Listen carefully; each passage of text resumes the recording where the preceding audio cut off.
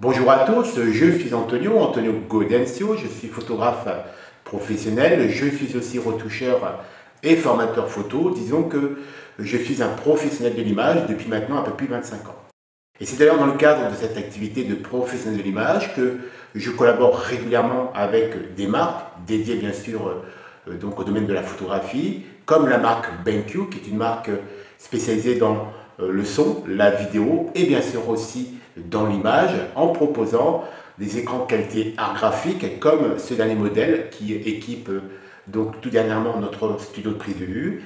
On est sur le modèle SW321C, on est sur un format de 32 pouces, on le voit, on est quand même sur le bel écran et on est aussi donc en 4K. Et en tant que professionnel de l'image, le choix de mes écrans est très important, je dirais même que c'est essentiel car je me dois de travailler sur des écrans qualité art graphique capables donc de m'afficher le plus fidèlement donc mes images. Les écrans un peu flatteurs comme l'écran pour ne pas le nommer, l'écran Retina proposé par Apple, que je possède dans le cadre de mon MacBook Pro, est un écran qui pour moi est bien trop flatteur. Je ne suis pas un gamer, je ne regarde pas de vidéos, très rarement de vidéos sur mes écrans. Mes écrans sont dédiés à la retouche, au développement, au traitement de mes images. Donc je recherche avant tout dans mes fournisseurs, donc les marques qui fournissent, qui équipent notre studio, je recherche avant tout des écrans qualité art graphique. C'est vraiment très important, c'est essentiel pour moi. Alors, je connais relativement bien déjà la qualité des dalles donc art graphique proposées par la marque BenQ, puisque c'est la marque qui équipe mon studio depuis maintenant à peu près 4 ans. Donc je connais leur qualité, je connais aussi leur stabilité dans la durée, car ne l'oublions pas, je suis photographe professionnel, je passe énormément de temps sur mes écrans. J'ai donc besoin des écrans donc de qualité graphique, encore une fois avec ce souci de fidélité, mais j'ai besoin aussi d'écrans qui tiennent sur la durée, qui soient stables dans la durée. Le studio a donc reçu récemment ce dernier modèle SW321C, 32 pouces 4K, et la marque m'a donc demandé, en tant que professionnel, donc personne qui est habituée à travailler sur des écrans qualité graphique, de le tester et de partager avec vous mon ressenti en tant que professionnel. Alors, en toute franchise, je ne vais pas vous proposer de découvrir des graphiques, des courbes, des mesures savantes réalisées en laboratoire, puisque ce n'est pas mon truc. Et nous avons donc des passionnés, des professionnels qui font ça très bien. J'aimerais avant tout partager avec vous mon ressenti d'utilisateur au quotidien en tant que photographe professionnel. On va donc découvrir ensemble ce nouvel écran SW321C. On va découvrir sa qualité de fabrication, son ergonomie. On va découvrir aussi donc toute la partie connectique, câble, mais on va surtout aussi découvrir et tester la dalle proposée avec cet écran, qui est une dalle qualité art graphique avec un gamut correspondant à 99% de l'Adobe RGB 88. On va donc vérifier tout ça. Et donc je vous propose de démarrer tout de suite cette découverte. Alors, dans un premier temps, je vous propose de découvrir les spécifications techniques donc, de cet écran.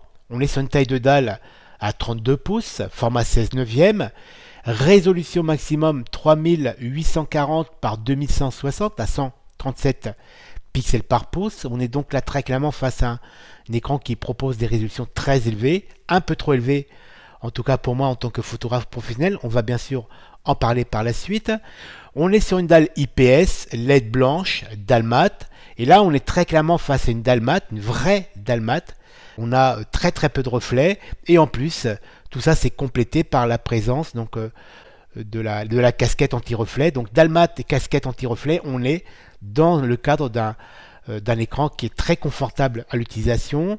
On est sur le format IPS, donc format IPS qui pour les photographes comme moi est très important. Ça veut dire que on a un très large champ de vision sur l'écran, que vous soyez légèrement à droite, à gauche et légèrement plus haut, plus bas, le rendu visuel de l'image sur l'écran sera exactement le même, ce qui est très logiquement à la fois confortable d'utilisation mais aussi très professionnel. Imaginons par exemple vous travaillez dans le cadre d'un contrat pro et que vous avez un client qui est positionné à votre droite ou à votre gauche. Grâce à cette technologie IPS, il verra exactement la même photo que vous.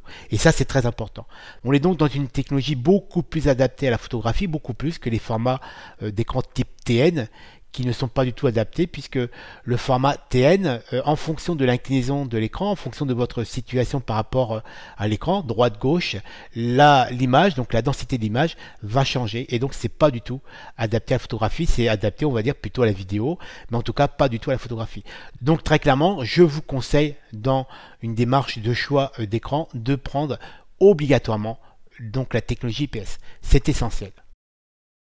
Ensuite, on est face à une dalle qui possède un gamut correspondant à 99% de l'espace couleur Adobe RGB 88, donc ce qui est logique pour un écran graphique. On a 100% du sRGB et donc on a la possibilité de monter à 250 candela du mètre carré, donc au maximum, qui est certainement très adapté à la vidéo, mais certainement pas, encore une fois, à une activité de photographe professionnel, mais on va bien sûr aussi aborder toute cette partie par la suite.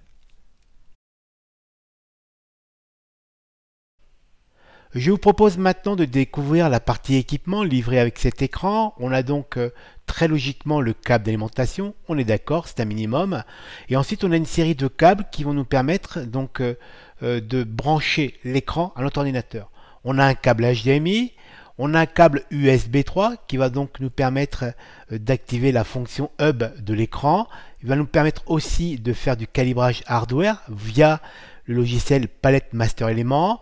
On a ensuite le câble DisplayPort vers un DisplayPort mini.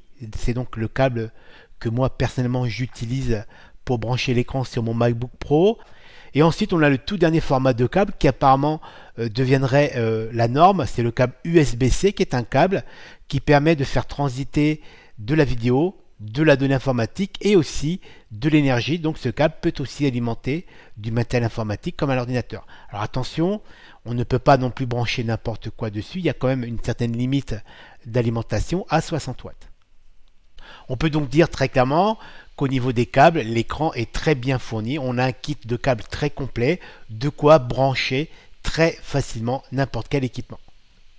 Alors un dernier conseil au niveau de votre choix de câble pour brancher l'écran sur votre ordinateur, privilégiez toujours, si bien sûr votre équipement le permet, l'utilisation du câble DisplayPort ou de l'USB-C par rapport au câble HDMI. Alors même si le câble HDMI livré avec cet écran est de bonne qualité, privilégiez toujours le DisplayPort ou l'USB-C car on va dire la transmission des données, le flux de données sera quand même de meilleure qualité. Ensuite, en élément complémentaire, on a la casquette anti-reflet qui est très pratique pour éviter, comme son nom l'indique, tous les reflets sur l'écran, éviter aussi toute lumière parasite qui pourrait venir troubler la lecture de l'image. Cette casquette anti-reflet est très pratique puisqu'on peut la monter en mode paysage comme c'est le cas de cette photo, mais aussi en mode portrait avec bien sûr l'adaptation puisque on a un petit volet spécifique pour la petite fenêtre qu'on va découvrir par la suite qui va nous permettre de glisser la sonde de calibrage. Donc encore une fois, bravo à BenQ de nous proposer cette casquette anti-reflet. Toutes les marques ne le font pas. Ensuite, on a la molette raccourcie G2 qui va nous permettre d'accéder très facilement au menu de paramétrage de l'écran, mais aussi de pouvoir simuler, comme on va le découvrir par la suite, de pouvoir simuler nos images dans des espaces colorimétriques différents. Donc très pratique. La marque BenQ nous livre aussi un rouleau qui est très pratique, qui va nous permettre d'entretenir notre écran. Et pour l'avoir utilisé, puisque je ne connaissais pas ce genre de matériel, pour l'avoir utilisé, c'est très efficace. Bravo à la marque. On a aussi le rapport d'étalonnage, donc le rapport de calibrage de l'écran qui est certifié et validé par Coleman et bien sûr aussi par Pantone. Et on a très logiquement le CD intégrant le manuel d'utilisation et les drivers.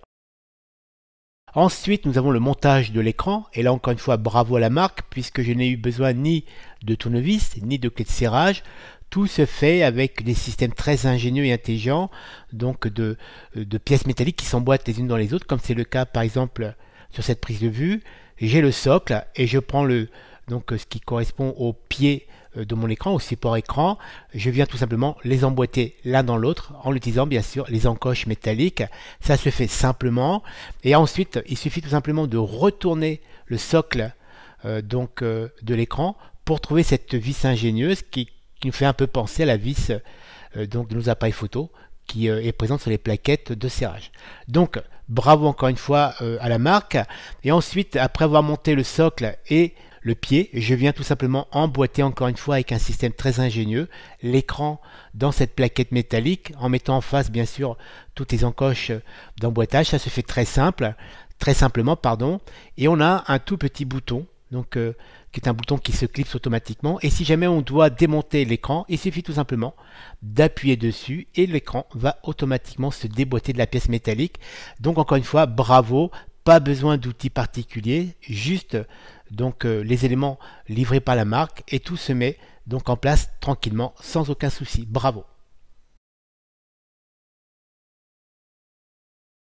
Nous avons ensuite au dos de l'écran une plaquette intégrant différentes connectiques. On a une connexion USB 3.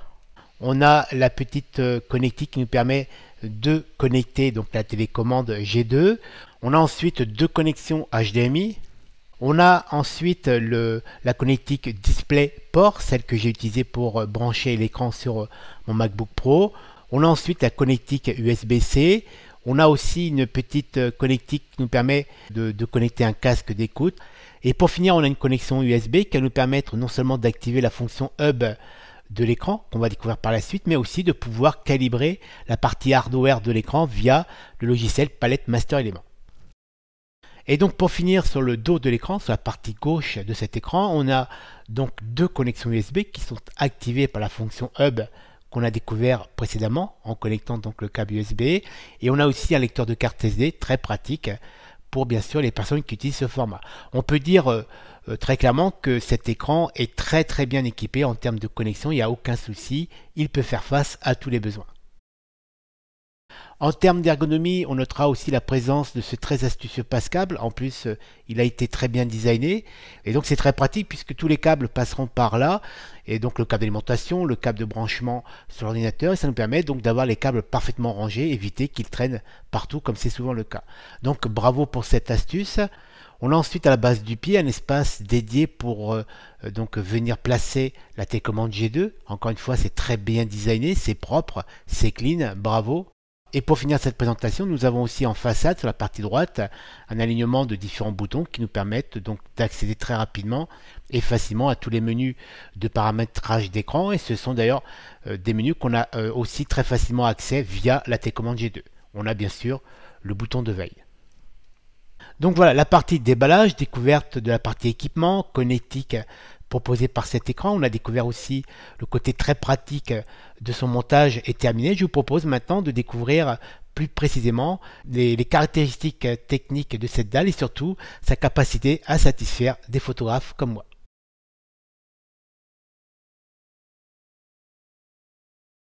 Quand vous achetez un écran, que ce soit pour faire du développement photo, par exemple si vous êtes photographe, que ce soit pour faire du montage vidéo, ou bien sûr, on va dire toutes les activités qui nécessitent l'utilisation d'un écran, vous avez deux cas de figure. Le premier, l'écran, vous allez le brancher directement sur un ordinateur, on va dire c'est le cas de figure le plus répandu, mais vous avez aussi la possibilité, si vous possédez déjà un ordinateur portable, donc avec une bonne capacité de calcul, car ne l'oublions pas, que ce soit pour faire du montage vidéo, ou que ce soit pour faire du traitement photo, il faut quand même de bons ordinateurs avec de bonnes capacités de calcul. Si vous possédez déjà un ordinateur portable, comme c'est le cas pour moi, vous voyez, on a la photo qui apparaît à l'écran, vous avez la possibilité, comme je l'ai fait, de profiter de mon ordinateur portable pour venir brancher dessus l'écran de traitement, l'écran que je vais utiliser pour faire mes traitements. On a la possibilité dans ce cas de travailler en double affichage. On a d'un côté l'écran de mon ordinateur portable, dans ce cas précis c'est un MacBook Pro Retina 15 pouces, je peux donc très bien l'utiliser pour afficher mes outils et ensuite profiter de la qualité technique, puisque à un moment il faut être logique, on va travailler ces photos sur l'écran qui a les caractéristiques techniques les plus avancées en termes de gestion de l'image. Donc le MacBook Pro pour mes outils, dans le cadre par exemple de Photoshop, et je peux très bien utiliser, et c'est ce que je conseille, ça c'est logique, utiliser la qualité technique de mon BenQ pour afficher mon image et traiter mon image dessus. Donc pour conclure au niveau de la configuration de base, deux cas. Le premier, vous possédez un ordinateur traditionnel, une tour, vous branchez dessus directement votre écran, vous le configurez et vous pouvez bosser.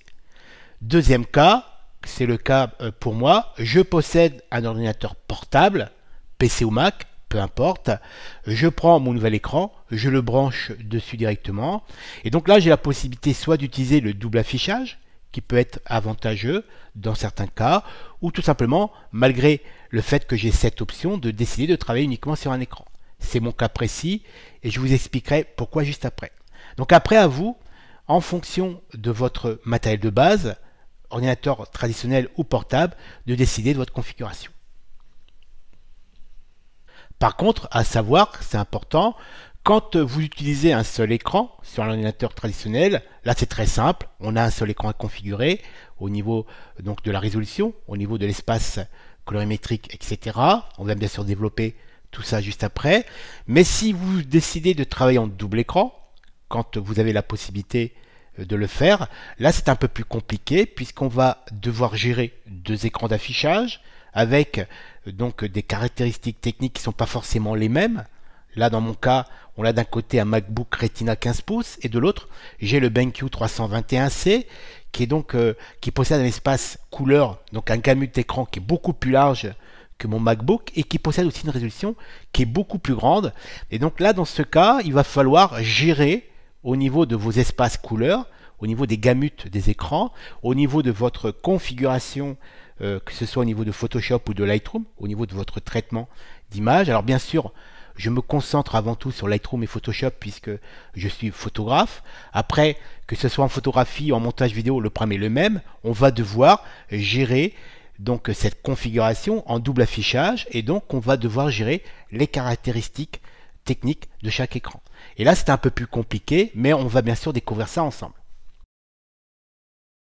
Alors, première chose, la résolution des écrans. Nous avons d'un côté un MacBook Retina 15 pouces, donc on est sur une résolution de 2880 par 1800, et de l'autre, on a donc mon BenQ, le SW321C, qui est un 32 pouces, et qui possède une résolution maximum de 3840 par 2160. La différence est quand même énorme. Mais c'est vrai que malgré le fait qu'on a donc ces paramètres techniques, qui très clairement on voit qu'il y a une grosse différence, je vais quand même vous proposer un exercice que je trouve assez sympathique, c'est de prendre la fenêtre donc, de mon Photoshop. Là ce qu'on voit à l'écran, c'est donc l'enregistrement de mon écran de mon MacBook Pro 15 pouces Retina, c'est mon Photoshop. On va, pour vraiment avoir cette notion de différence au niveau de la résolution et de la taille d'écran, je vais tout simplement prendre la fenêtre de mon Photoshop, qui est ici, et je vais le glisser, déposer sur l'écran de mon BenQ 321C. Et voici la fenêtre.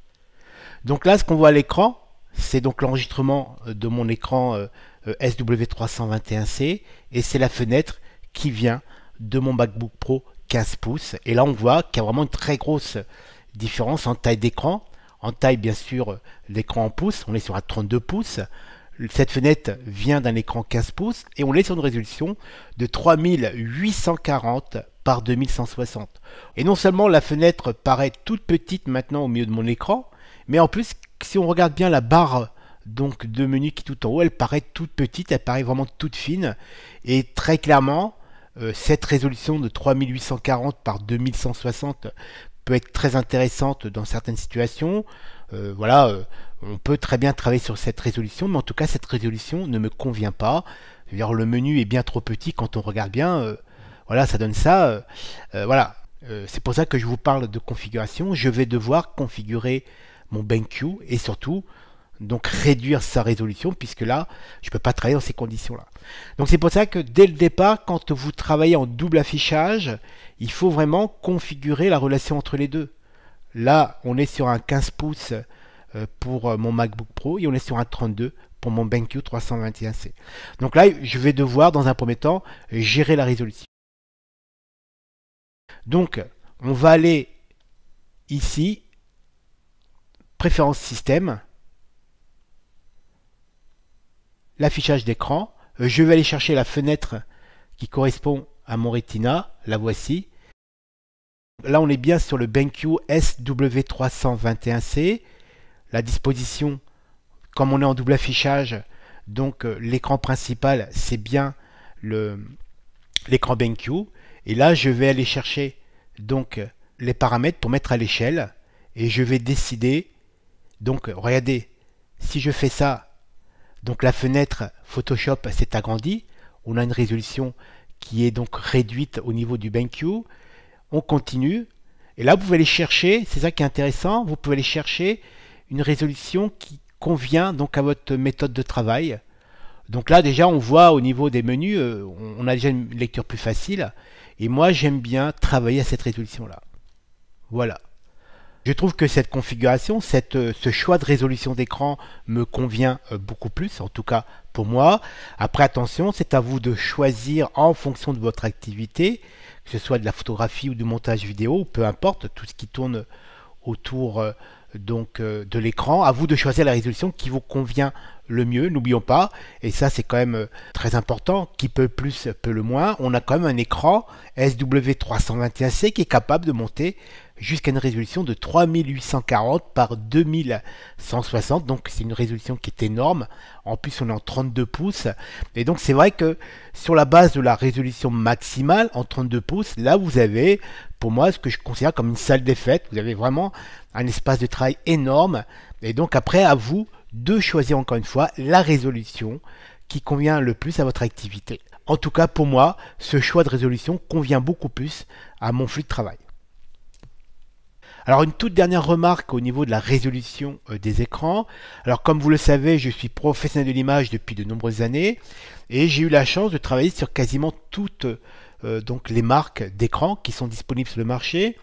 Et j'avais remarqué déjà que sur certains écrans, en fonction du choix de l'échelle, donc en fonction du choix de résolution d'affichage, la qualité n'était pas la même. C'est-à-dire que certains écrans sont optimisés sur donc une résolution maximale, mais quand on réduit la résolution de cet écran, j'ai remarqué que sur certaines qualités d'écran, sur certaines marques, cette qualité d'affichage n'était pas optimum. On avait une légère perte. Sur cet écran 321C, comme d'ailleurs sur l'écran précédent, l'autre écran que je possède, qui est donc le SW2700PT, j'avais déjà remarqué, et j'avais été plutôt agréablement surpris, que malgré le choix donc de la résolution, donc de ce choix volontaire de baisser la résolution de l'écran, parce que encore une fois ça me correspond au niveau du confort de travail, le fait de baisser la résolution, j'avais quand même à tous les stades d'échelle, comme c'est le cas de celui-ci, du 321C, j'avais une qualité de rendu d'affichage d'image optimum à chaque donc échelle, à chaque résolution. Et ça, c'est vraiment quelque chose de très important pour moi. On a donc abordé dans un premier temps le choix des résolutions en fonction des écrans. Je dis bien en fonction des écrans puisque pour l'instant on est en double affichage, le BenQ 321C et mon Retina 15 pouces. Donc la résolution c'est calé. Ensuite on va aborder une partie qui est la partie certainement la plus importante, car c'est cette partie-là qui va impacter directement le rendu couleur de nos images sur nos écrans. On va donc aborder les gamut de chaque écran, puisque chaque écran a un gamut différent. Pour rappel, le gamut d'un écran, c'est sa capacité à afficher donc une certaine quantité de couleurs saturées. C'est-à-dire plus le gamut de l'écran est grand, plus il sera capable d'afficher une quantité de couleurs, donc plus de couleurs. Là, on a le Retina 15 pouces qui est capable d'afficher un petit peu plus que le sRGB, donc qui est l'espace le plus restreint des trois plus connus, sRGB, Adobe RVB 98 et le Profoto. Et on a le BenQ qui lui est capable d'afficher 99% de l'Adobe RGB 98. C'est pour ça d'ailleurs que je l'ai choisi, puisque cet espace couleur Adobe RGB 98, c'est l'espace référence pour tout mon flux de travail. Donc ça c'est très important, le gamut de chaque écran. Il faut savoir que chaque écran n'a pas la même capacité d'affichage, il faut l'accepter, il faut connaître aussi ses capacités d'affichage pour ne pas être surpris.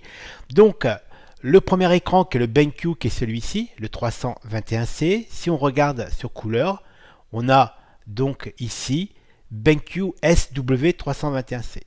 Donc ça c'est le calibrage, le profil de calibrage de cet écran cet écran BenQ 321C qui est le profil usine. C'est-à-dire que chaque écran BenQ est livré, calibré en usine avec un certificat qui est livré avec l'écran. D'ailleurs, au passage, une petite astuce, si vous voulez être sûr de ne pas vous tromper au niveau du choix des profils ICC, puisque ce sont des profils ICC dédiés à chaque écran, vous pouvez activer ici la fonction afficher uniquement les profils de ce moniteur. On a donc d'un côté le BenQ SW321C avec donc ce profil de calibrage qui est celui qui est livré avec l'écran. Pour l'instant, je n'ai pas calibré mon écran. Et de l'autre côté, on va aller chercher la fenêtre puisqu'on est en double affichage. Sur le Retina, le voici. On va sur couleur et là on a donc différents profils de calibrage puisque je calibre régulièrement mon Retina. D'ailleurs, on va activer la fonction afficher uniquement les profils de ce moniteur. Et là, j'ai calibré, donc la dernière fois que j'ai calibré mon écran Retina, c'est le 31 mai 2020. Donc, on a d'un côté ce profil, c'est mon BenQ, livré d'usine.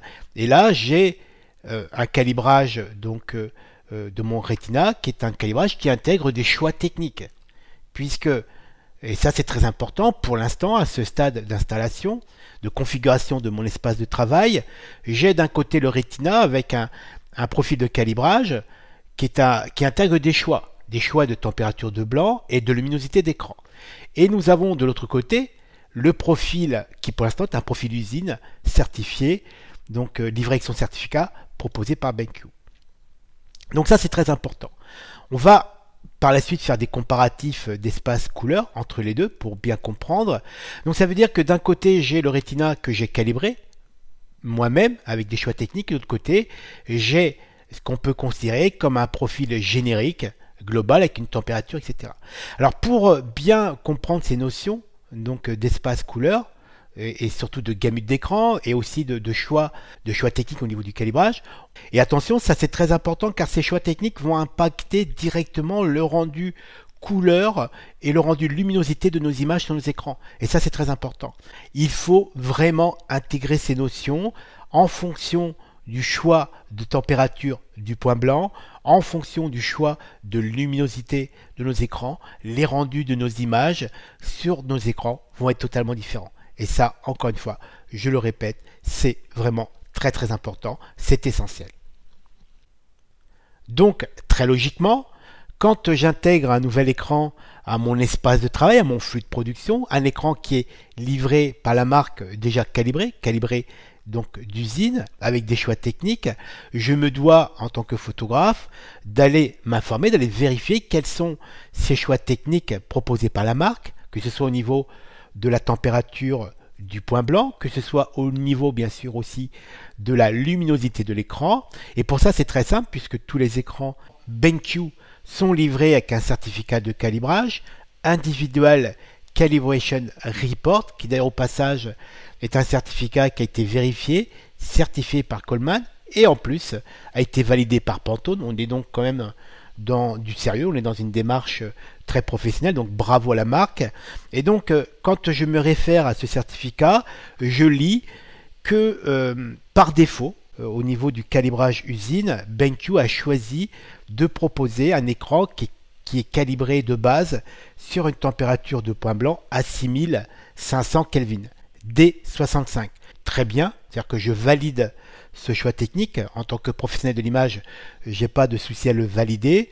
Sauf que 6500 Kelvin ne correspond pas trop à mon flux de production. Moi, j'ai fait des choix techniques. Ce sont des choix personnels. Ce sont certainement pas des références. Ce sont des choix techniques liés à mon activité de photographe. Je travaille à la fois en tant qu'auteur photographe pour le monde des arts, c'est-à-dire que mon travail est exposé en galerie d'art, mais je travaille aussi pour le monde du reportage terrain, c'est-à-dire que mes images sont aussi utilisées dans le cadre de la presse magazine. Et c'est vrai que là, pour de l'impression fine art, qualité fine art, donc dans le cadre de vente de tirage de qualité galerie, D65, donc 6500 Kelvin, c'est très bien. Par contre, pour de l'impression presse magazine, D65, donc 6500 Kelvin, pour moi c'est trop froid, car la presse magazine tourne plutôt au niveau de D50, donc 5000 Kelvin.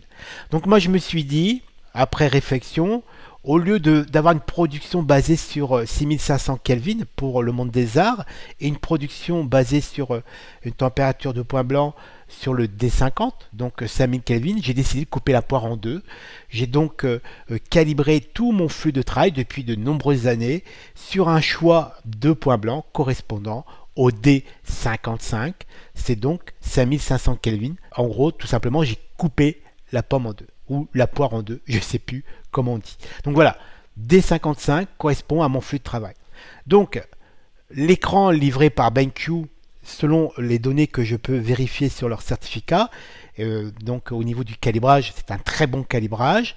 Par contre, ça ne correspond pas à mon flux de production. Et donc, en intégrant cet écran à mon flux de production, je vais devoir, dans un premier temps, après avoir choisi la résolution comme nous l'avons fait précédemment, je vais devoir le calibrer pour l'ajuster parfaitement donc à mon flux de production, faire en sorte que celui-ci soit basé sur un calibrage correspondant à celui que j'applique aussi à mon Retina, qui lui est par défaut réglé à 100 candela du mètre carré. Donc c'est la luminosité que j'ai choisi en fonction de mon espace de travail, car c'est très important de ne pas avoir d'écran trop lumineux par rapport à son espace de travail. L'écran BenQ par défaut, je le trouve trop lumineux par rapport à mon flux de production, à mon espace de travail. Donc on va baisser sa luminosité et surtout on va lui appliquer au calibrage donc une température de point blanc correspondant à mon flux de production qui est le D55, donc 5500 Kelvin.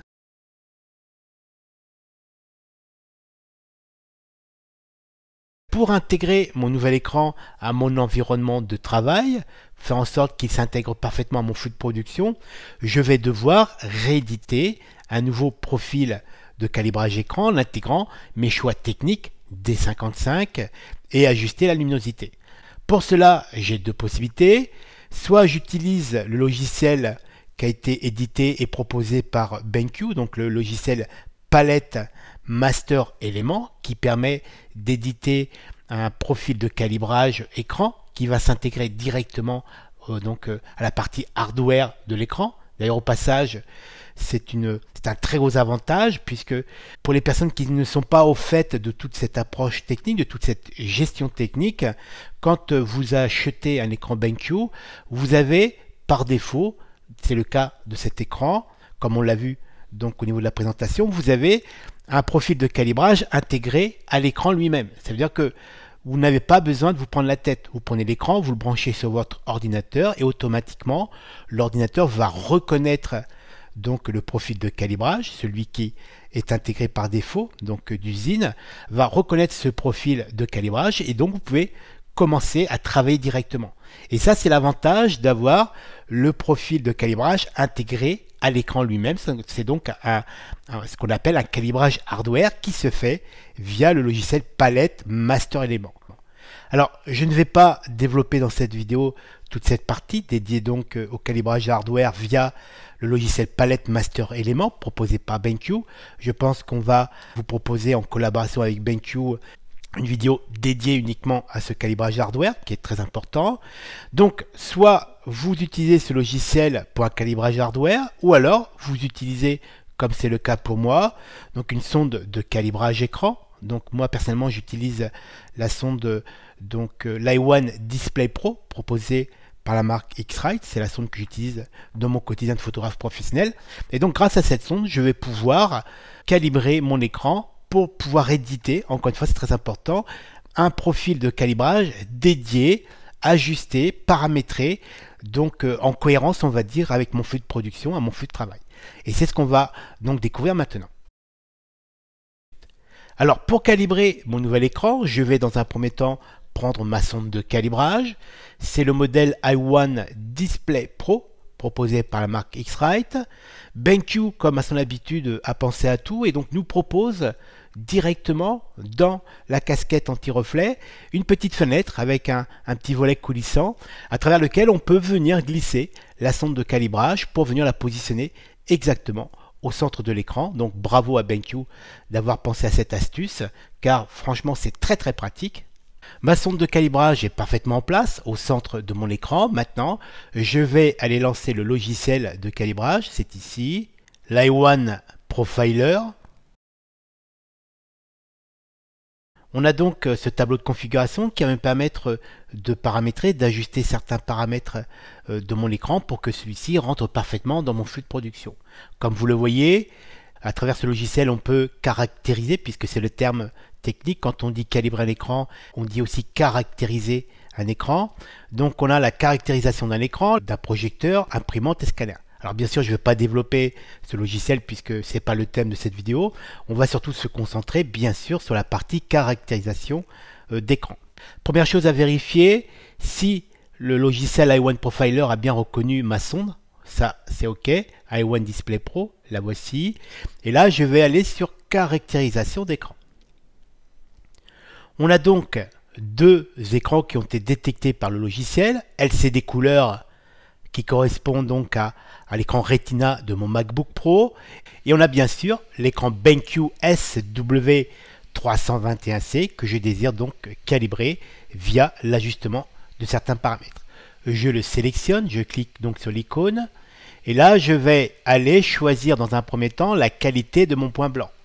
Par défaut, on est à D65 qui correspond donc à 6500 Kelvin, c'est normal puisque au vu du certificat, l'écran a été calibré en usine par défaut à 6500 Kelvin, donc c'est très bien.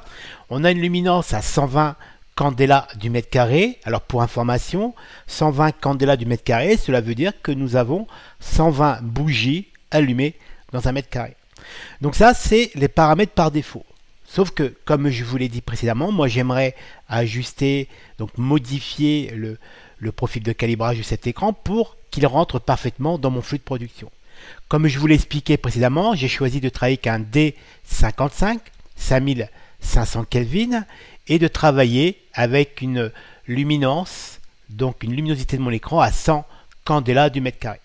Donc ça, c'est les paramètres que j'applique systématiquement à tous mes écrans, et ça depuis des années. Alors encore une fois, ce ne sont certainement pas des standards, il n'y a strictement aucune obligation à travailler avec ces paramètres, ce sont des paramètres qui correspondent donc à mon flux de production, à mon activité de photographe. Je vous ai très largement expliqué pourquoi. Gamma, on ne touche pas, et là, ajuster le profil en fonction de mon éclairage ambiant, on vérifie que c'est bien désactivé. Donc, j'ai indiqué à l'i1 Profiler mes paramètres d'ajustement, et sur la base de ces paramètres, on peut faire maintenant suivant, c'est parti.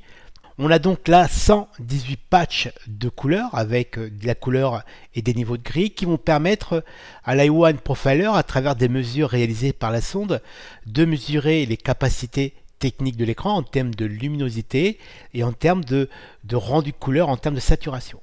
Donc là, on a 118, on peut aller sur des mesures beaucoup plus avancées, mais de par mon expérience, ça suffit très largement pour ajuster parfaitement mon écran. Ensuite, autre chose, régler la luminosité, le contraste et le gain RGB manuellement. Moi, personnellement, je le coche, car comme je suis sur un écran qui me donne la possibilité d'accéder directement via le menu au réglage manuel de la luminosité de mon écran, je préfère le faire manuellement, c'est ce qu'on va découvrir ensemble. Si jamais vous avez un écran sans menu, sans possibilité d'ajuster manuellement, décochez-le et donc l'i1 Profiler le fera à votre place. Ensuite, tout est OK, je fais démarrer la mesure. Là, il me demande donc de placer correctement la sonde de calibrage au centre de mon écran. C'est fait, il n'y a pas de souci, je fais OK. Et là, je fais suivant. Donc, luminosité et contraste, c'est coché pour que je puisse intervenir manuellement. Suivant. Là, dans un premier temps, il va balancer une série de tons gris, donc du plus clair au plus foncé, pour mesurer la capacité qu'a cet écran à afficher donc des gris, la luminosité de mon écran. Ensuite, les patchs de couleur RGB. La sonde a donc mesuré la luminosité native de mon écran. On est sur une luminance du blanc à 131, qui est donc la mesure réalisée sur mon écran. Moi, je demande, comme vous l'avez vu, une luminosité, donc une luminance de point blanc cible à 100 candela du mètre carré. C'est-à-dire que je suis trop lumineux par rapport à ce que je recherche. Donc là, vous avez soit la possibilité, comme je vous l'ai dit, d'intervenir via les boutons qui sont en façade de l'écran, ou alors vous pouvez utiliser la télécommande filaire qui est livrée avec cet écran. donc qui est une télécommande. Alors le nom en anglais c'est la Hotkey PUC ou PUC G2, qui est donc la télécommande qui est livrée avec cet écran, qui permet d'accéder directement au menu. C'est d'ailleurs ce que je vais utiliser. Je clique sur la molette centrale. Ah, d'ailleurs on est en anglais, on va déjà dans un premier temps passer en français, ce sera toujours mieux. Je tourne la molette, je vais sur Système, je valide en appuyant sur la molette centrale, OSD Setting impeccable. Donc je clique encore une fois sur le centre de la molette centrale pour valider. Je passe donc sur Langage, je clique encore une fois, et là je vais aller, en tournant la molette, sélectionner Français. Voilà, c'est impeccable. J'appuie sur le retour, donc la flèche retour, et là je vais aller maintenant sur Ajustement couleur.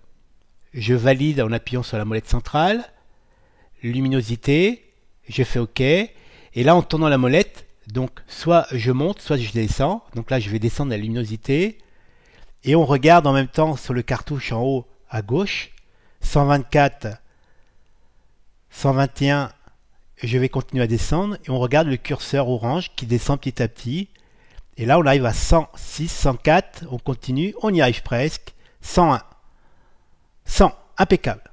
C'est-à-dire que là, automatiquement, j'ai le petit signal vert qui me dit OK, l'écran maintenant est réglé à 100 candela du mètre carré, ce qui est très bien puisque c'est la valeur de luminance du point blanc cible que j'ai voulu. Donc tout est OK, je fais suivant et c'est parti.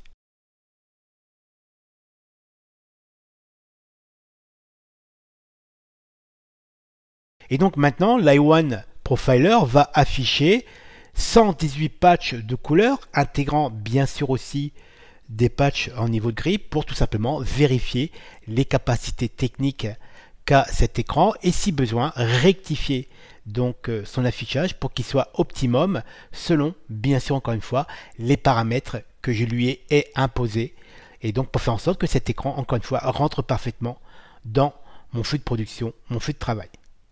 On va le laisser faire. Je vais d'ailleurs accélérer la vidéo pour aller un peu plus loin, donc parce qu'il y a quand même un certain temps. Et donc on va arriver très rapidement aux 118 patchs de couleurs. Maintenant que la mesure est terminée, le logiciel me demande de rabattre donc le clapet de protection pour protéger la cellule. Faites-le car c'est très important. C'est une partie qui est essentielle de la sonde. Ensuite, je fais suivant. Voilà. Mesure terminée, cliquez sur suivant pour passer à l'étape suivante. Donc je fais OK. Et donc là, j'ai la possibilité d'enregistrer le profil, mais avant ça, je vais réaliser 2-3 vérifications. Premièrement, le nom. Donc on est bien sur un profil ICC qui correspond à mon BenQ SW321C, 31 mai. Donc c'est la date d'aujourd'hui. Rappel de caractérisation, je vous conseille de mettre 4 semaines. Ça veut dire qu'automatiquement, le logiciel, dans 4 semaines, va vous rappeler de refaire donc une mesure, de remesurer votre écran et rééditer un nouveau profil pour que celui-ci soit toujours au top. C'est très important dans une démarche contrôlée. Surtout quand on est professionnel de l'image comme moi, c'est très important d'avoir cette garantie, donc d'avoir toujours un écran optimum. Et c'est vrai que de temps en temps, on a plutôt tendance à oublier, donc c'est toujours intéressant d'avoir ce rappel de caractérisation toutes les 4 semaines. Ensuite, vous avez la possibilité d'activer le contrôle de l'éclairage ambiant. Alors le contrôle de l'éclairage ambiant, donc mode de surveillance, si vous laissez la sonde branchée sur votre ordinateur, à côté de votre écran BenQ, automatiquement, régulièrement, d'ailleurs on va l'activer pour bien comprendre, si j'active automatique, on peut décider toutes les 10 minutes, 30 ou 60 minutes, on peut décider, donc on peut demander à la sonde de mesurer l'éclairage ambiant de l'espace de travail et ajuster automatiquement la luminosité de votre écran BenQ. Alors, oui et non, ça peut être intéressant, pourquoi pas, mais j'ai remarqué, de par mon expérience, au début, très honnêtement, je l'avais activé, j'étais un adepte de cette solution, mais j'ai remarqué que des fois, en pleine journée, la luminosité de mon écran BenQ changeait régulièrement, et ça c'est logique. Il suffit que dehors, vous ayez un ciel de traîne avec des passages lumineux, donc du soleil, d'un seul coup vous avez un nuage, et donc la luminosité de la pièce va changer considérablement, et si donc vous tombez au moment où la sonde fait une mesure de lumière, vous risquez d'avoir des gros écarts de luminosité, et je suis pas sûr qu'à terme, dans la durée, ça soit vraiment très très très bien pour votre écran BenQ.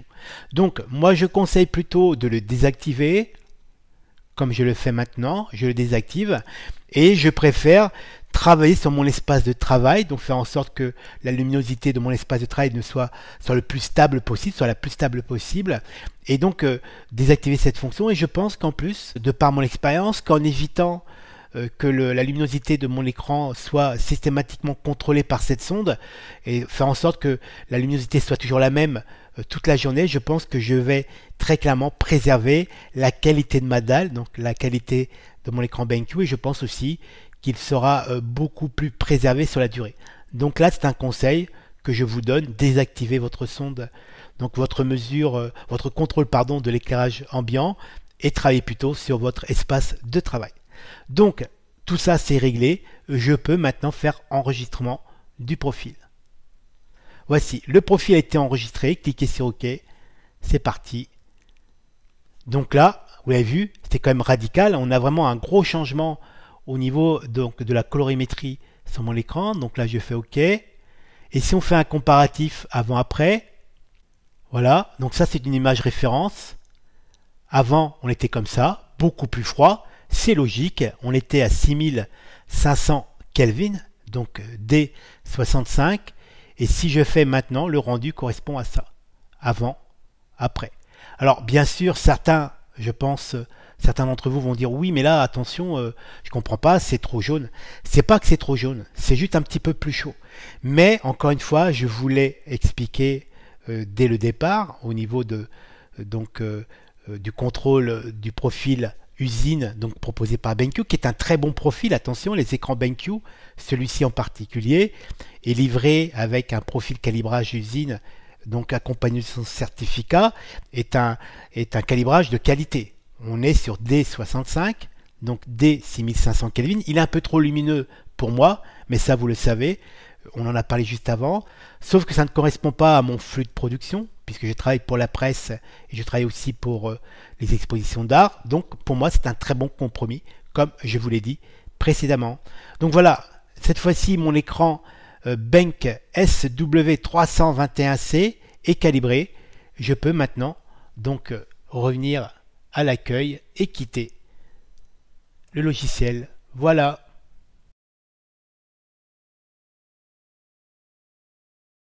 Je peux donc dire maintenant, à ce stade d'installation, à ce stade d'intégration de ce nouvel écran BenQ SW321C, que celui-ci est parfaitement ajusté, calibré, formaté pour mon flux de production, donc il intègre parfaitement donc mon environnement de travail. D'ailleurs, on peut aller beaucoup plus loin pour vérifier si tout ça a bien été pris en compte. On va aller sur Photoshop. J'ai donc mon image référence, et là on va aller sur édition, couleur.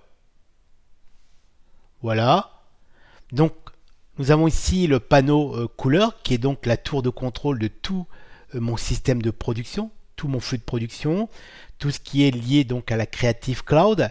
On voit d'ailleurs que je suis parfaitement synchronisé au niveau de mes applications, donc que ce soit Photoshop, que ce soit Lightroom, que ce soit InDesign, tout est parfaitement calibré sur la base de ces paramètres.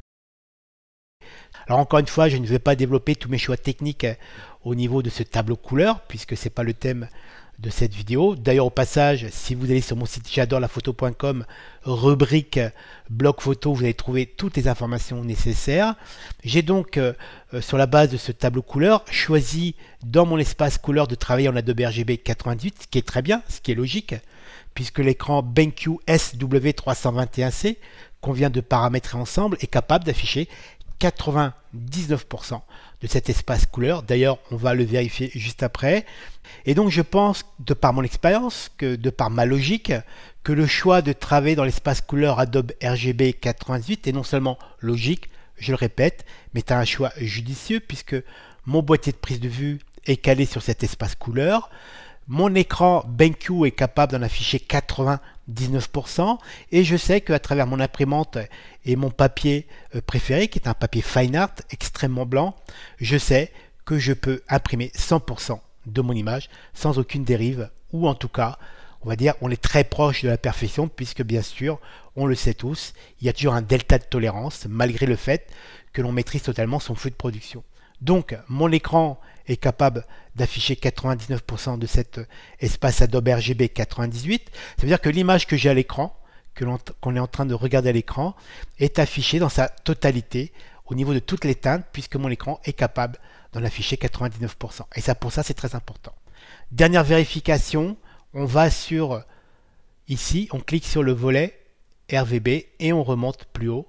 Et là, on a bien donc RVB Monitor, qui est donc qui permet donc de vérifier le profil ICC utilisé par Photoshop. On est bien sur le BenQ SW321C qui date donc d'aujourd'hui, le 31 mai.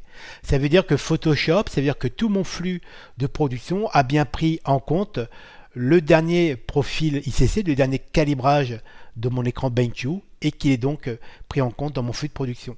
Donc c'est très bien, on peut faire OK. Voilà. Dernière vérification, ne l'oublions pas, pour l'instant, nous sommes dans une configuration double écran, double affichage. On a l'écran principal, donc le SW321C, donc de qualité extrême, donc autant l'utiliser pour traiter, travailler, développer, afficher mes images en tant que photographe. Et on a bien sûr le Retina 15 pouces de mon portable que je pourrais, je dis bien que je pourrais utiliser par exemple pour mettre tous les outils Photoshop, etc. Alors je dis bien je pourrais puisque encore une fois c'était un choix personnel. J'ai fait le choix de ne pas travailler en double écran puisque déjà précédemment je travaillais sur un 27 pouces qui me convenait, qui me suffisait très largement pour travailler. Je n'ai jamais été un adepte du double écran. Ça fait disons 25 ans que je travaille dans l'ère du numérique. J'ai commencé à bosser sur des écrans Barco, donc ça nous ramène à 20 ans en arrière. Je n'ai jamais travaillé en double écran, c'est pas mon truc. Après, c'est un choix personnel, vous pouvez décider de travailler en double écran. Donc quand vous décidez de le faire, ça c'est logique, prenez toujours l'écran de meilleure qualité pour afficher vos images. C'est le cas de cette config avec mon BenQ.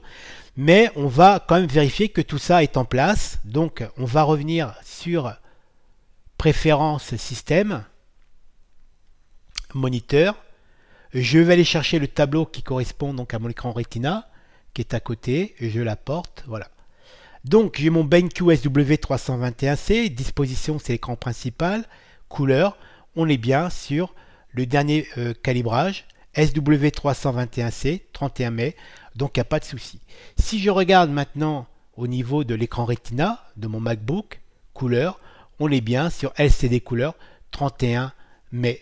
Donc on est parfaitement calibré de partout, tout mon flux de production est parfaitement ajusté. D'ailleurs je vais ramener ça sur mon écran Retina. Si je prends maintenant le tableau qui correspond à mon BenQ, avant il était comme ça, donc beaucoup plus froid, beaucoup plus lumineux, beaucoup plus péchu au niveau des contrastes. On a des noirs beaucoup plus denses, des couleurs beaucoup plus affirmées. On reste quand même malgré tout très naturel. Je connais parfaitement cette image puisque c'est un peu l'image référence. Donc ça, ce sont mes choix techniques. Donc comme vous l'avez vu, on a des noirs un peu plus éteints, on est beaucoup plus doux au niveau du contraste, mais je sais que ce que j'ai à l'écran correspond exactement à mes rendus print. Si j'imprime cette image qui sort de mon imprimante, correspond exactement à ça. Donc avec ce choix de température à D55, on l'a donc vu précédemment. J'ai un contraste plus éteint, j'ai une luminosité plus basse, donc c'est beaucoup plus confortable pour moi aussi, puisque quand vous travaillez comme moi jusqu'à 8 heures par jour sur votre écran, c'est bien aussi d'avoir une luminosité un peu plus basse, en tout cas au niveau du confort, c'est très important. Mais voilà, c'est à vous de choisir.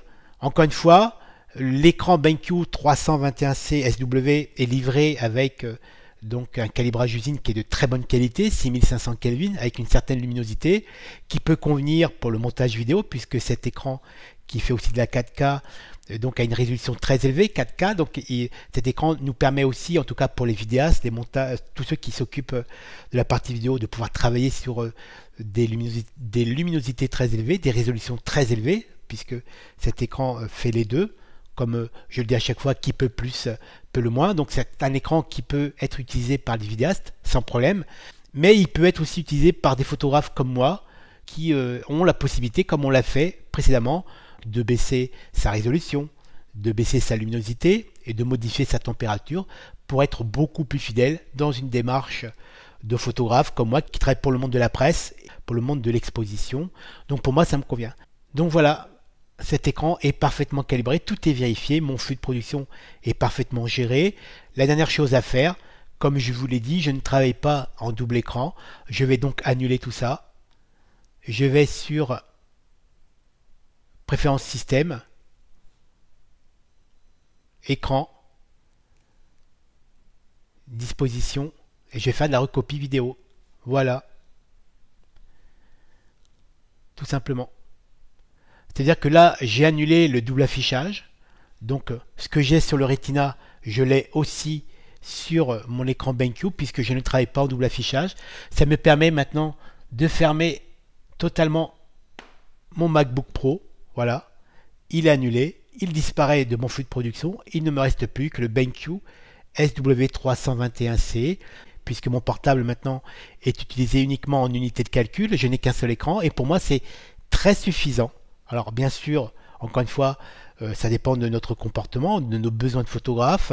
Mais moi, en tant que photographe, déjà précédemment, le 27 pouces BenQ me suffisait déjà.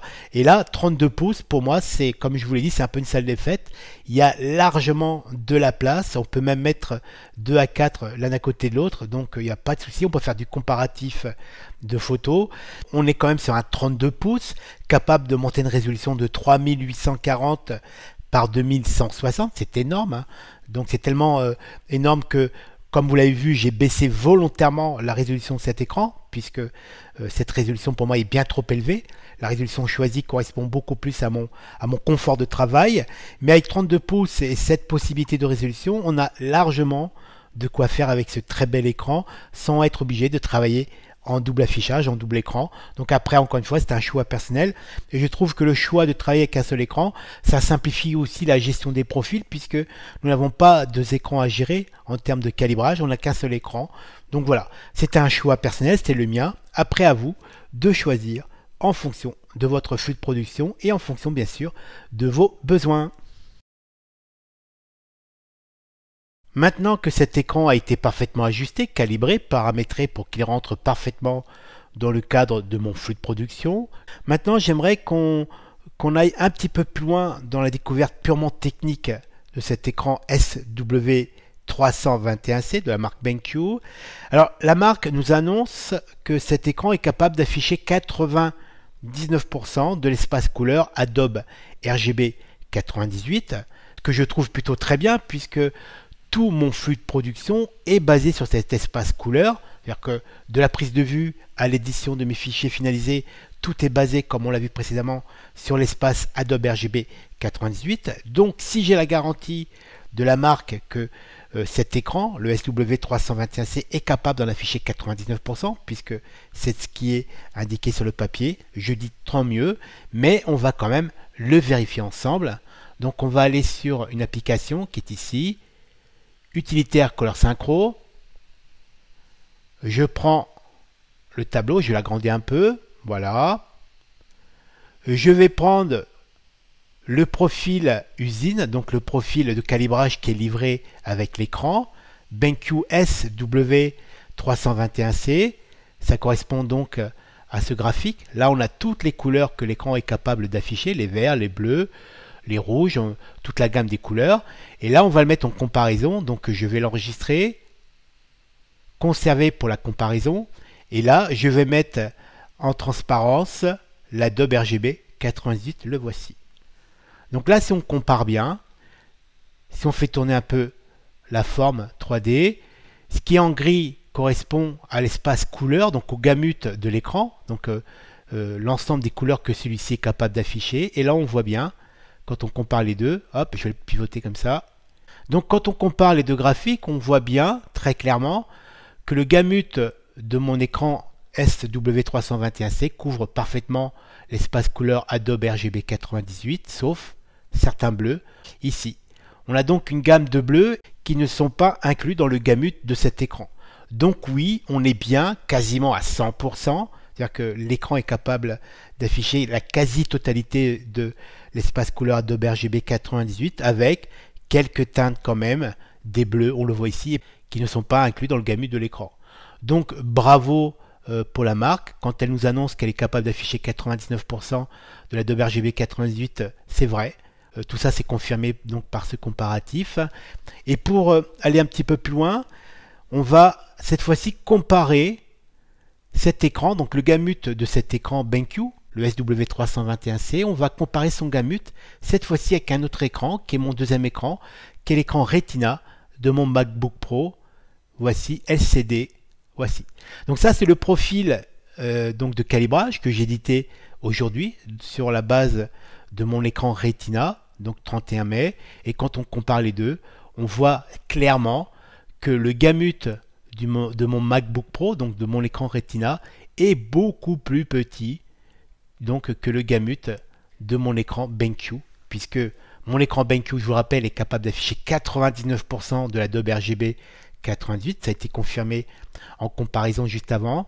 Mais quand je compare maintenant le gamut de mon écran Retina, il est beaucoup plus petit, puisque les écrans Retina MacBook Pro, donc de Apple, sont capables d'afficher à peine plus que le sRGB, qui est donc un espace couleur. On ne peut pas dire que ce soit un petit espace couleur, donc c'est pas vrai, c'est un des plus petits, puisque les trois plus connus c'est le sRGB, l'Adobe RGB 98 et le Profoto. Alors bien sûr le Profoto, on le sait tous, aucun écran n'est capable de l'afficher. Et donc là quand je compare l'écran Retina de mon MacBook et celui de mon BenQ, on a quand même une énorme différence. Voilà. En travaillant sur cette qualité d'écran proposée par BenQ, je travaille sur des gammes de couleurs beaucoup plus larges. C'est-à-dire que si j'aime des images un peu colorées, avec des teintes un peu saturées, on a tout intérêt à travailler sur des écrans qui sont capables d'afficher l'Adobe RGB 88, puisque on a la capacité de les afficher maintenant sur ce genre d'écran, donc art graphique. Et en plus, on peut aussi maintenant les imprimer sur certaines qualités de papier fine art, sur certains systèmes d'impression. Et donc pour moi, en tant que photographe créateur, en tant que photographe auteur, je dis bravo, car cela m'ouvre quand même des perspectives très intéressantes au niveau de la gestion de mes couleurs, dans le cadre par exemple d'expositions dans les galeries d'art, qui fait partie aussi de mon activité de photographe auteur. Qui peut le plus, peut le moins. Donc moi j'ai fait le choix de travailler sur des écrans qui se rapprochent. Donc l'Adobe RGB 98, c'est le cas de celui-ci. 99% c'est quand même énorme. Pour pouvoir exploiter au maximum donc le potentiel couleur offert par ces écrans. Et si jamais mes images partent en presse magazine, et ben c'est à moi de l'adapter. Mon flux de production, car on le sait très bien, en presse magazine, les couleurs, donc les gamut d'impression sont plus restreints, mais ça, c'est une démarche de professionnel, ça demande une réflexion au niveau du travail. Mais en tout cas, ce comparatif, je le trouve très intéressant, car on peut, donc maintenant, je peux vous confirmer, quand on compare l'écran BenQ SW321C avec l'espace Adobe RGB 98, celui-ci le couvre très largement avec quand même une petite perte, donc au niveau des bleus, on le voit ici. Donc bravo à la marque BenQ, vos écrans sont bien capables d'afficher 99% de l'espace couleur Adobe RGB 98. On quitte l'application. Alors avant de passer à la conclusion de cette vidéo découverte de ce très bel écran proposé par la marque BenQ, j'aimerais qu'on fasse un petit arrêt technique autour d'un thème qui est essentiel pour tout photographe, pour tout illustrateur, enfin on va dire pour toute personne qui travaille sur des écrans, qui travaille des images, c'est cette notion d'espace couleur et de gamut. Et c'est une notion qu'il faut vraiment comprendre, car c'est le seul moyen d'appliquer ces notions-là le plus précisément possible à tout flux de production, donc à toutes nos images. Il faut savoir qu'un espace couleur, pour les plus connus, on va se limiter donc aux trois plus connus, le sRGB, le plus petit des trois, on a l'Adobe RGB qu'on a découvert donc dans cette présentation, qui est que cet écran est capable d'afficher à 99% de son gamut, et on a ensuite le Profoto, l'espace Profoto, qu'aucun écran actuellement n'est capable d'afficher, aucune imprimante n'est capable d'imprimer. Et donc il faut vraiment intégrer ces notions.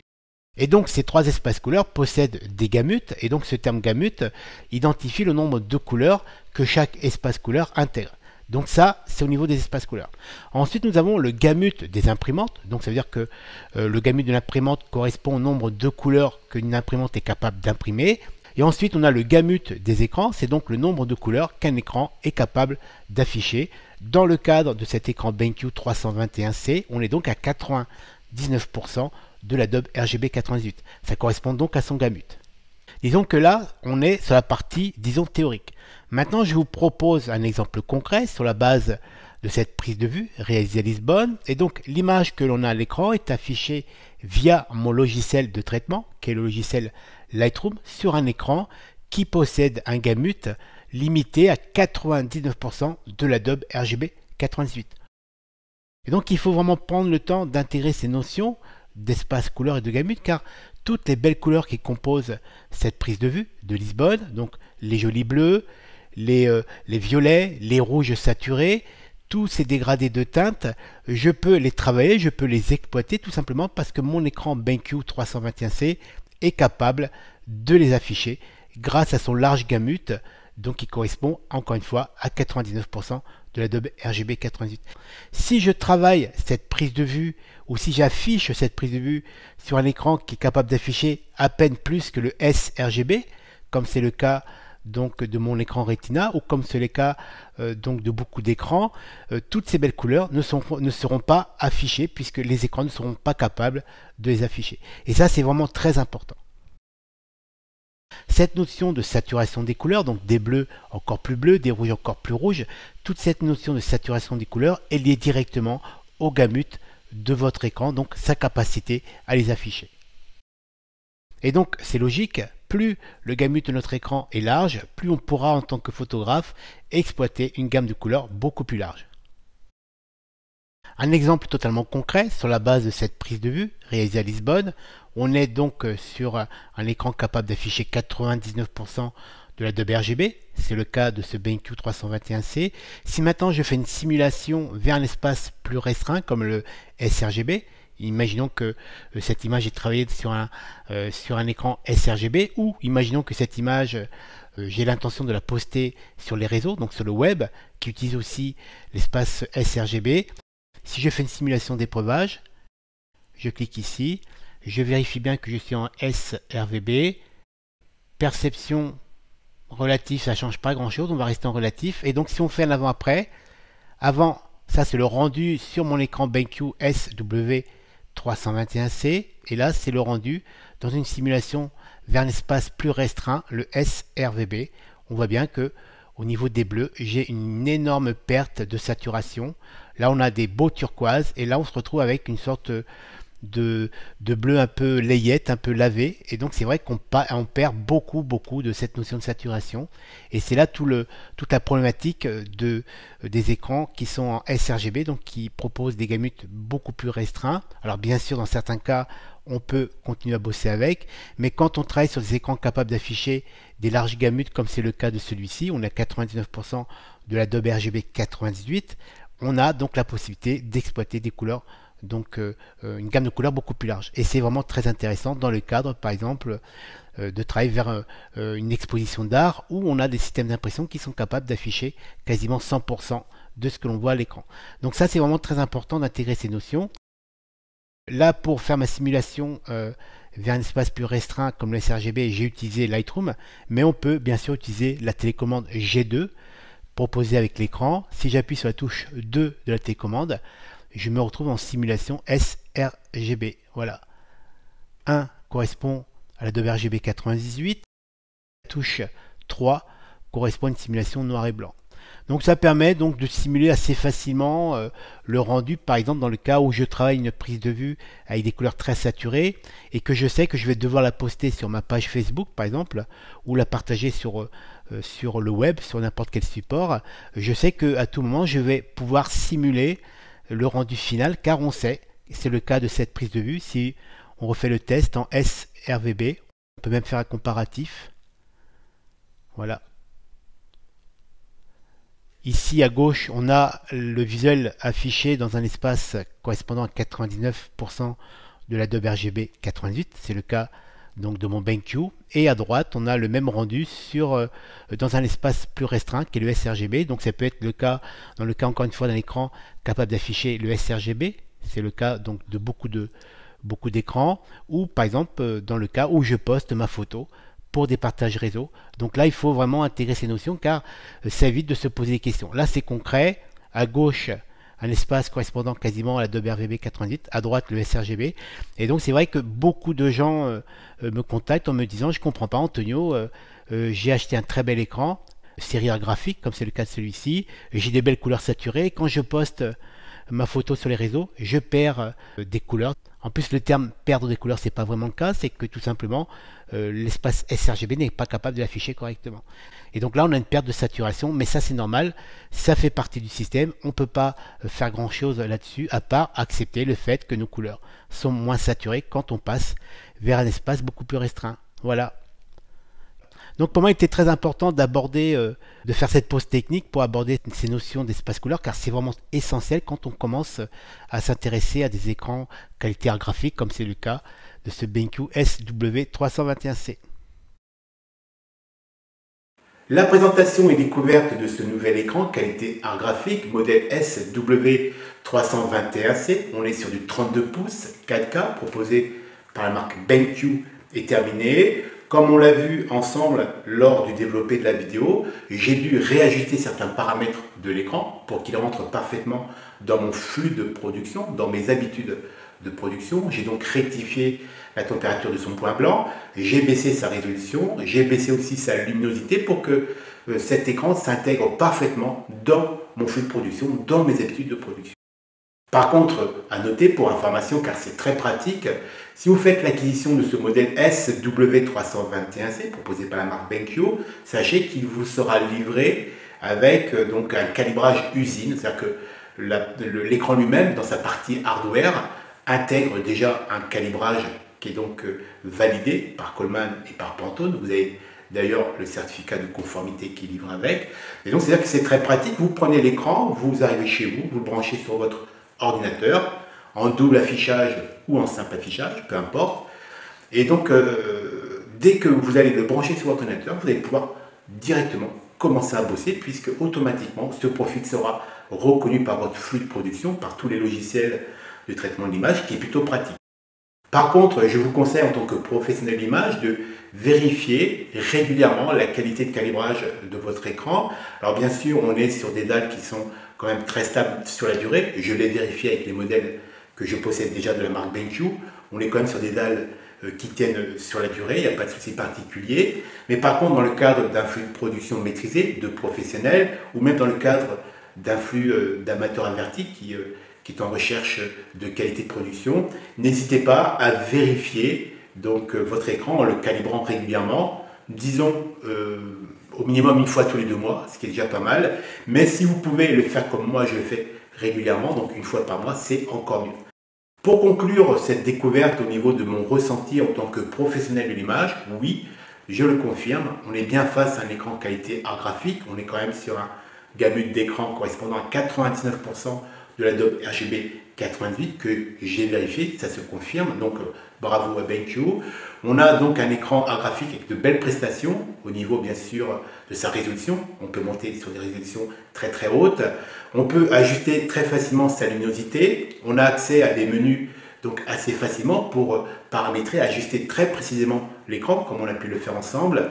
Cet écran vous est livré quand même avec une casquette, donc anti-reflet, c'est-à-dire que toutes les marques ne le font pas. Vous avez aussi la petite télécommande qui vous est livrée avec l'écran. Alors bien sûr, en toute honnêteté, c'est une télécommande que je ne vais pas utiliser tous les jours, mais en tout cas, elle est bien pratique. On peut la paramétrer pour faire des tests de simulation. Par exemple, si vous travaillez sur des images dans l'espace couleur Adobe RGB 88 avec des bleus un peu électriques et que vous avez envie de tester cette image donc dans son rendu final posté par exemple sur les réseaux, sur l'espace sRGB, puisque beaucoup de photographes travaillent aussi à travers les réseaux. Moi, en tant que professionnel, je poste régulièrement mes images. Et donc, cette télécommande permet à tout moment de pouvoir donc contrôler le rendu réel de cette image dans un espace plus restreint. Alors bien sûr, il y a d'autres méthodes que j'utilise moi personnellement, comme le contrôle ou commande Y sur Photoshop. On peut faire aussi de la simulation via Lightroom, mais en tout cas, cette télécommande est là, elle est relativement pratique.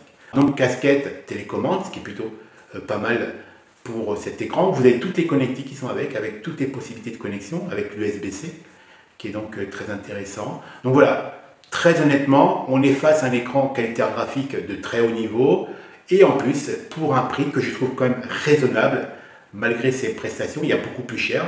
Et donc bravo à BenQ, car très clairement, je pense que la marque vise des personnes comme moi, des professionnels de l'image, qu'on soit photographe professionnel, retoucheur, illustrateur ou même vidéaste, puisque la vidéo c'est pas ma partie, mais très clairement, je le sais, pour avoir testé, on est quand même sur un écran 4K avec des résolutions élevées, des luminosités, des possibilités d'aller très loin au niveau de la luminosité.